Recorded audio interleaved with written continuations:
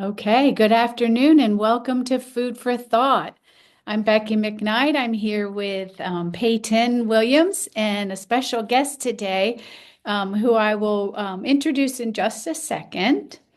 But I just want to say today is our last Food for Thought. We've enjoyed it, haven't we, Peyton? Absolutely. It's been quite a run, so much fun. And Becky, you're just an amazing host and got great ideas for great topics. And I'm so thankful to this whole group who's been able to be here. We really appreciate your support. And today, in the chat, you will find a little survey. Please send it to any of your friends who you feel were not able to attend today because we cherish your feedback. And Peyton and I would like to continue with this next school year. If we get good ideas from you all, we will be there. So thank you for coming. Now, I would like to take this opportunity to welcome our special guest, Morgan DiOrio, who is a 2003 graduate of the Westminster Schools and longtime friend of Peyton Williams. Morgan, can you tell us a little bit about your practice? I will preface that by saying I got to know Morgan when she spent 6 weeks in the lower school at Westminster, as the lower school counselor for someone who was out on maternity leave. And I realized how great she was, and I'm so thankful that you're here today, Morgan. Well, I appreciate being here, and love that you guys thought to reach out. I'm always enjoy opportunities to get involved with the community. But I grew up in Atlanta and graduated from Westminster and found my way back here after getting my master's degree in counseling. And I've had a private practice just up Northside Parkway going on 13 years now. So I work with families over there, primarily adolescent through adult women. Um, and so, I don't do a lot with the younger kids myself, but I do work with parents as they are supporting their children. So I'm always happy to be a resource or help with referrals or anything like that. But I really enjoy being back in the Atlanta community because it's nice to be home. That's awesome. We're just happy to have you. Let's get started with our conversation. I know that anxiety is an issue in our community and really in our culture today. And a lot of talk is about anxiety with teenagers. But today I'm wondering if you could talk a little bit about some of the reasons that anxiety presents in children ages 5 through 12. Absolutely. There's lots of different reasons for this, internal versus external. So, temperament and genetics is a big one. So some kids are just naturally more sensitive or cautious or prone to worry. And genetically, if a relative of the child has struggled, they might be genetically predisposed. There's also so much going on developmentally in this age range. I mean, kids are just in terms of brain development and all of the learning that's going on and all of the maturing that's going on in those younger years. They're, you know, struggle to keep up sometimes with that. And it can be overwhelming if they don't have the skills or tools in place yet to manage all of those changes. And along with that, there's sort of a developmental awareness that's occurring. So they're, more aware of the world around them. That can lead to common worries like being scared of the dark or being alone or fear of getting into trouble, things like that. And so they just don't always have the tools or coping strategies yet to handle this new awareness. They're also starting to think a little bit more abstractly. So, there's a lot of pretend play at this age, but that can also manifest itself in their own little worries, like all of the what if scenarios. What if this happens? What if this doesn't happen? So they're learning to problem solve, but that can also sort of fuel overthinking and worry. And then there's also environment. So I always talk about with families like real versus perceived expectations. So this could be at home, socially, at school. Social dynamics are becoming much more complex. There's fear around rejection or failure. Um, or, if kids are not on pace academically, that also can create stress or worry at this age. Okay. I know, That's a lot. well, it is. But learning differences, I mean, every child learns differently, and that's what we know. And we see a vast array of learning styles and learning speeds in the lower school and in all schools. But I know how sensitive children are when they perceive their own learning difference. So, can you talk a little bit about how a child perceiving a difference, having and perceiving their own learning difference, might impact them emotionally during elementary or middle school? Absolutely. And I'll start off by saying, we are all different. Like each human has their own set of strengths, own areas that they need to work on. And so, going back to kind of what I was talking about a second ago with that developmental awareness and becoming more aware of the world around them, and social relationships and things like that, any perceived difference that we have about ourselves can have an emotional impact. So, this is kind of the stage of life when children are starting to compare themselves to others. They're forming a sense of self-worth based on both achievement and peer feedback. So, if they are perceiving themselves as different, or if they do have a learning difference, it can lead to frustration, or it can impact self-esteem, not thinking that they're smart or good enough, especially when they're putting in a lot of effort and they're not seeing results.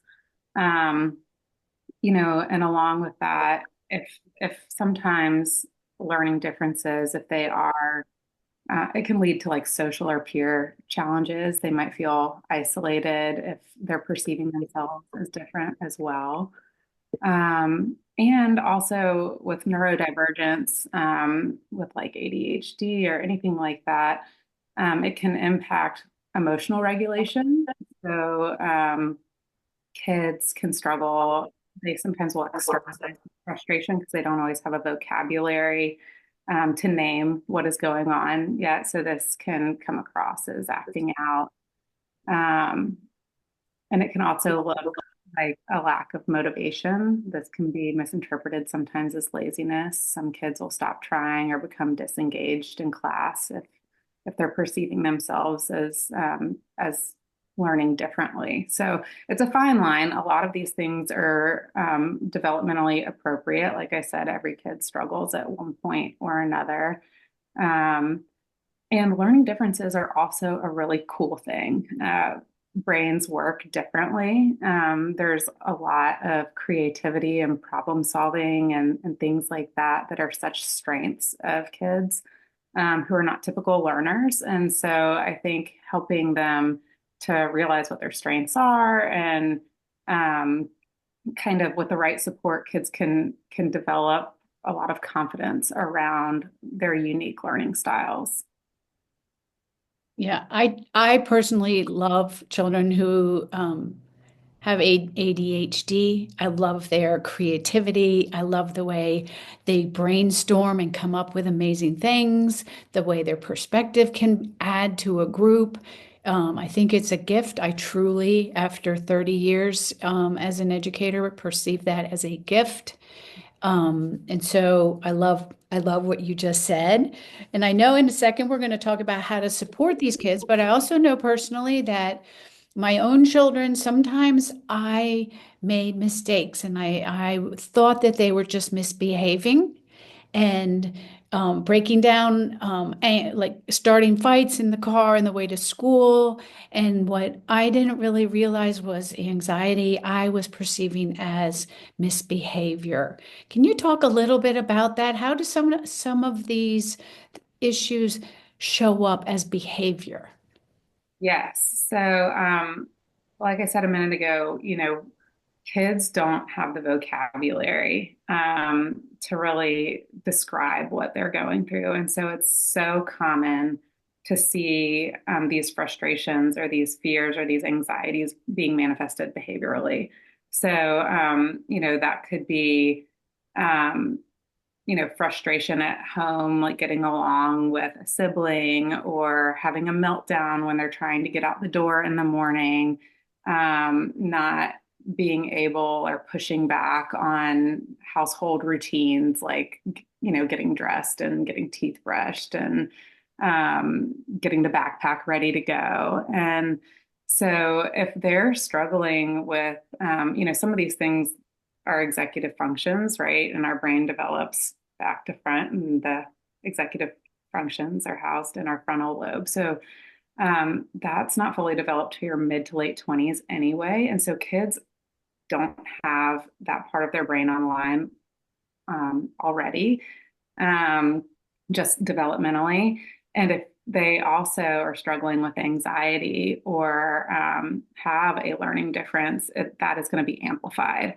And so behaviors are really kind of our key as parents to like, okay, something is not right here. Our child is trying to communicate something and they don't know how. So instead of looking at it as misbehavior or something bad, I always tell parents, get curious, start asking questions, start to notice kind of patterns, what was going on in this moment that maybe perhaps could have led to this. And then looking for cues, like, are they excited to go to school, or are you getting feedback from teachers that they're not participating in class or seem nervous to ask questions, or maybe they're really worried about an upcoming assessment. And, of course, everybody worries a little bit, but, you kind of have to navigate that line between what's developmentally appropriate or typical, and like, is this something a little bit different? That's great. That's great. So can you talk a little bit more? I love, and I wrote notes down for get curious. And Peyton and I have talked about all year becoming a student of your child so that you notice these patterns, you look for behaviors or look for times of day that they happen. Um, and that all would have been so helpful to me to see when does that acting out happen during the day and searching for those clues. And also, I would have benefited from reading kind of between the lines of what the teacher narratives were. Like, what was the teacher telling me? And how could I really say to the teacher, tell me more about that? Like, what are you seeing? Because they spend so much time with your child. Are there other ways that we can support our child as we see these behaviors come up? Yes. So, support can come in a lot of different forms. And supporting kids emotionally when they are struggling either academically or with anxiety or learning differences is just as important as providing them with the academic support. So, as parents, you want to normalize and reframe that everybody learns differently, right? Like I said in the beginning, this is a good thing. Like, everybody has strengths. So help your child to kind of identify what theirs are and celebrate them. And so that could be, creativity, kindness, humor, their curiosity, because we are more than our struggles, right? Like, what we struggle with and what we need to work on, that's just a part of who we are. And everybody also has the other side, which are the places they excel. So help your child to kind of see where their strengths lie and really kind of help them with that. That's going to help with the confidence piece that can be damaged when anxiety or a learning difference is at play sometimes. You also want to provide a safe and encouraging environment. So at school, teaching them how to advocate for themselves and feel comfortable asking questions, developing relationships with their teachers, And then at home, providing kind of an atmosphere where mistakes are seen as good things. They're part of learning. You know, it's not what we did, it's what do we take from this experience and where do we go next? And how could we have done things differently? Because we're not supposed to get it right all the time. We don't know everything, and it's lifelong learning, right? So helping kind of reframe struggles and mistakes in that way is going to be so beneficial. Building an emotional vocabulary, going back to the fact that kids really don't always know how to express themselves. I always tell parents there are no bad emotions, right? There are some that are less comfortable than others, but we want to learn how to name what we're experiencing, and be able to express that, because that helps us communicate. And when we're able to communicate, we're able to identify what's going on and also get the needed support. So with kids, that can just be practicing naming their feelings. There's so many great books out there. Kids really respond well to storytelling, drawing, and play. So that can kind of help you as a parent get a better idea of what's going on in their little internal world. I know my 7-year-old loves to draw pictures, and she'll kind of explain things to me. And I always get good little nuggets from those moments. I'm like, oh, okay, like I didn't even realize that you were thinking about things in that way. And that opens up the door for us to have a conversation. That's awesome. Morgan, what? Go ahead. Oh, can you all hear me? My sound might be a little off. Is it okay? You're good. Okay. I was just going to say that reminds me of something with my 9-year-old. She came home one day and she said, I have anxiety. And I was like, I think you're just worried. And but getting like even teaching your kids the emotional vocabulary of what is the difference between anxiety and worry? And is one a pattern? Is one something that you are like? I feel like that's such an important thing for kids, especially today when as we're getting better about being able to say, oh, I have anxiety or I have depression or I have whatever. But kids self-diagnosing themselves, I'm like, no, no, no, no, no. Like we need to learn what these actually are too, because that's like a huge piece, I think. Totally. And I can actually give you guys an answer to that might be helpful if you're explaining it to your kids. And so the way that I divide it up is, there's anxiety, which is typically that's something that's internal. So the feelings or the symptoms related to stress and anxiety are the same. They present a lot of times in the same way. But anxiety is really an internal experience that does not go away, whereas stress is caused by something that is external. So you've got a test coming up and you feel really worried before that test. And then the test comes and afterwards that feeling goes away. That's stress. If you have anxiety, the feeling doesn't go away. It kind of, Also when the kid sorry. looks like with the kid. Hey guys, can y'all mute if you are not Morgan or Becky? That would be great. Okay. Sorry, couldn't hear.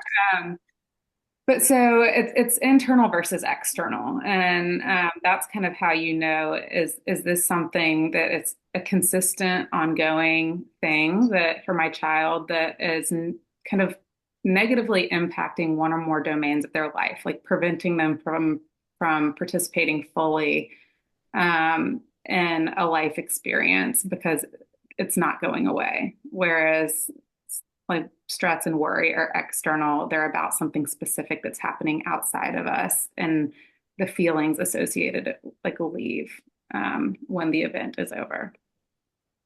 I really like that. I have actually never heard it expressed so clearly. And that is really helpful because the kids do throw around that term anxiety all the time. Yes, and I think sometimes people wear it as a badge of honor. They compare how stressed they are to one another. Oh, I'm so anxious right now. And it kind of becomes a whole thing or a mindset that they can get sucked into. But I also tell people that stress is good. It almost exists on a bell curve, right? So you want to have a little bit of stress in your life because that means that you care. It's motivating, right? Like if you aren't stressed about your test, you're not going to be motivated to study. if you're not a little bit worried about friends, then you're not going to show up in a caring and compassionate way to put your best foot forward in your relationships. So a little bit of worry serves us well. We just want to make sure it doesn't get to the top of that bell curve and start going down the other side. That's when you start seeing things like freezing up or, not being able to participate because you're so flooded with that emotion. That's so helpful. That's really helpful. I have one thing I really want to say thank you for talking about celebrating the strengths and that you included creativity as a strength. You included kindness as a strength. And I think it's very important when it comes to sibling rivalry that you are able to call out a strength that is unique to each child. Because we tend to, especially when you have learning differences, the child looks at the other sibling who seems to have it all together and is organized in the morning and gets their homework done with ease. And that can create a lot of envy and rivalry in the family. And acknowledging that each child is coming to the family and bringing a different gift and is made in a unique way, that's wonderful by God. I love that, and I think that the fact that you called out curiosity and kindness as strengths, they're enormous strengths that carry children all the way through adulthood. Yes. And I don't have it in front of me and I'm not going to remember it, but I think there are actually like 8 different domains of I'm blanking on the term, but like math, science, and English language are what are taught in schools, right? And those are what we're graded on and, kind of like the benchmark for success in an academic environment. But there are 7 or 8 like domains of learning, and that includes, inter and intrapersonal relationships. It's nature, it's art and music, and all of those things are really, really important. Just as a society, we don't always like acknowledge and celebrate them in the same way. So I think it's so important to remember, and it's so important to help your children kind of see where their areas of strength lie. Yeah, see who they are. But we're getting closer to the end. I think it's very important, and our listeners really want to hear at what point should a parent choose to seek additional professional support for their child? Sure. So I always tell parents, you know your child best. Every child is going to experience stress at some point. If you feel like their anxiety or their learning difference is preventing them from engaging in one or more domains of their life, so that could be social, school, to the fullest extent, it might be a good idea to seek additional support to help them, just to develop some tools and strategies. And a great place to start with that is at school. And I know, Becky, you mentioned talking to teachers earlier. I think they're just a wonderful kind of first stop. I had a conference with my middle with her teacher, a couple weeks ago, and I was shocked because our oldest child is dyslexic, and this is our middle. And what she was telling me, she was leading up to tell me she thinks she's dyslexic too, and I kind of just named it. I was like, well, what are we saying here? Are you like, do you think this is dyslexia? And she kind of, pulled back a little bit. And as the conference went on and towards the end, she just said, thank you. She's like, I can't tell you how many times I've had these conferences and parents have like either pushed back or really been resistant, or I've been, they don't want to hear it, or, I'm trying to help support the child. And so I always tell parents, partner with your teachers. Like they have tons of experience. They see your child in an environment where they're with their peers. So they can kind of see where there might be differences that go beyond just our different personalities, right? So they're a great first stop. Same with the school counselor. And, they might be able to tell you, if you're worried, does my child have a learning difference? Maybe you need to go get a psychoeducational evaluation. And if you're more worried about, does my child have anxiety?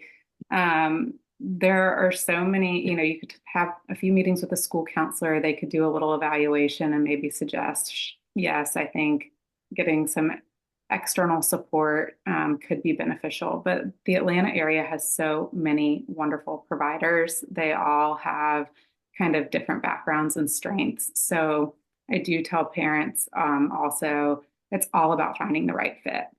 And give it a couple of sessions because relationship building is a huge part of therapeutic support, and it can be hard, especially for kids, to go into a new environment with somebody that they haven't met before and feel comfortable right away. So give it a little bit of time, and then don't hesitate to switch things up if you feel like you've tried a provider and maybe they're not the right fit for your child.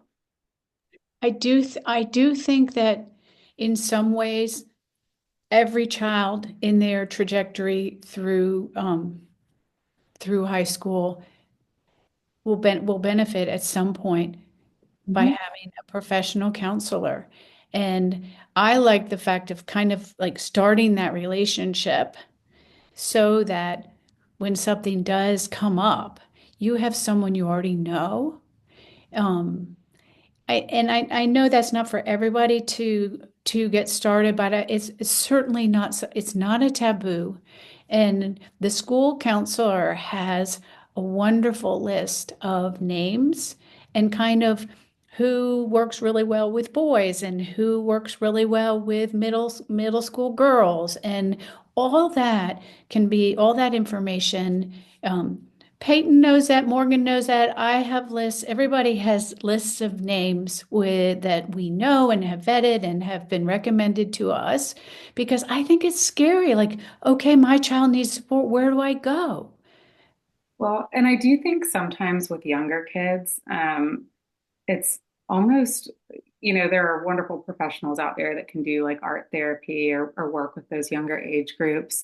So I'm not saying don't seek outside support when your child's in elementary school, but I do tell parents it might be even more beneficial if you go get some parenting support, because you are with your child all day, every day. And if there's something going on with your child, if you tool yourself up with skills on how to handle that and manage it, then it's going to just help the whole family system. So I like very much recommend parents getting additional support if they're feeling like something is going on with a child.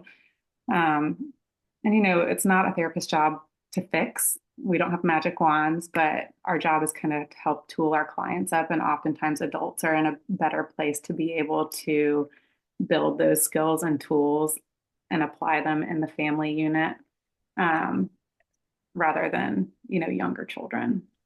So. Well, and Morgan, like you said, a lot of times the parents, like, we're the ones who are anxious, or we're the ones who have a learning difference as well. And so when we get better at handling that ourselves, it really does have a ripple effect on our kids and their ability to do it too. So I love what you just said about that, because there has been nothing more true for me than having great therapy and having great parenting tools that has really positively impacted my kids. Yes, and all three of us right here do counsel parents in different ways. And once again, it's kind of a best fit. You talk to someone who you trust and who you feel can help you. And it's true. It's just like what you said, Morgan, is the parent is the one who's with the child day in and day out, and having that toolbox and being able to kind of react and be proactive is just a gift. And I speak from experience, because I was a reactive parent for many, many years until I learned, and I got advice and coaching so that when things happened, I was, as Peyton knows, I say I had my armor on. I was in the game, and I knew what to do. So Morgan does that coaching. I do coaching. Peyton does coaching. We're all here to help you. And please, I did couple of you hopped on after I mentioned that we have if you scroll up in the chat, there's a survey. We would love to hear what you thought about Actually, this year. I can't see it. So will you You just, post the link you can't again, see Becky, it? if you Yeah, can? I will. So you can't No, see it. I can't see it. So if you post it, that'd be great. All And right. I know some of you may need to jump off, but while Becky's posting that, Morgan, there was a question. What if your teachers aren't seeing the same thing that you're seeing at home? Yes. So, first of all, I think parents are the experts in their child. So if you are worried something more is going on, trust your gut. But I also think that's another place where you can get curious and ask yourself, okay, well, why? Like, am I seeing this at home and I'm not getting the same feedback from school because we're all exhausted at the end of the day and my child is not their best self. And so maybe we're all just a little bit more emotional than we are during the school day.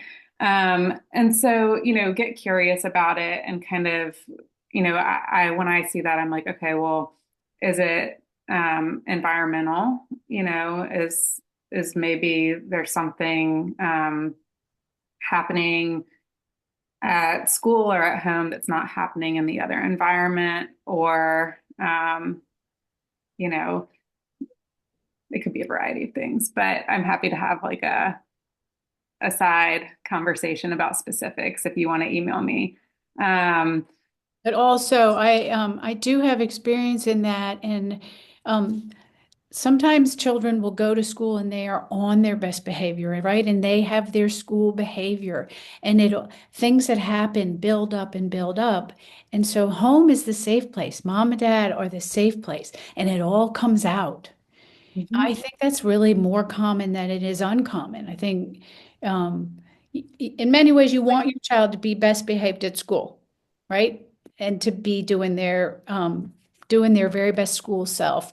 But it falls apart at home and it takes a lot of energy all day long to do all that. And there may be nothing left by the time home is there and they know you'll forgive them. Yep, absolutely. So, all right, we've run a little bit over. What a treat it's been to have you, Morgan. Well, You're thanks for having me. It was fun. you're Thank you, such a ladies.